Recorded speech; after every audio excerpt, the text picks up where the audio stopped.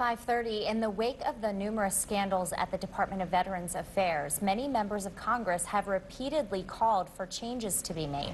Now, a new piece of legislation influenced by a veteran himself may keep future scandals at bay. Alex Miller is in Washington with more. Here's a picture of me getting the Order of Military Merit. Colonel Victor Peña's military resume reads like a world traveler's passport. Germany, Vietnam, Washington, Spain, Korea.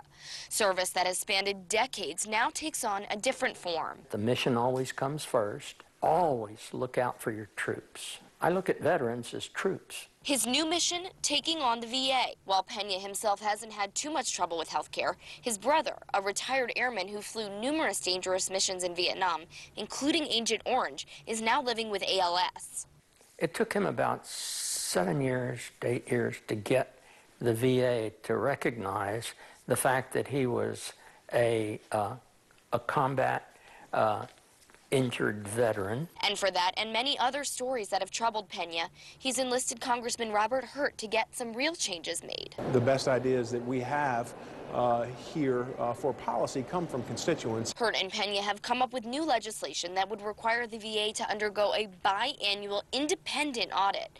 The key word here, independent. They don't have skin in the game. Hurt says the lack of improvement in the last year tells him the problem isn't a financial one. This is not that the Department of Veterans Affairs is underfunded, it's that we have horrible management. And we need to clear out the management that can't figure out how to get the operations to serve the veterans. Last year, the Veterans Access, Choice, and Accountability Act was signed into law. That piece of legislation allowed for a one-time audit of the entire VA healthcare system. This legislation would make sure the VA was constantly being audited. Reporting in Washington, Alex Miller, CBS 19 News.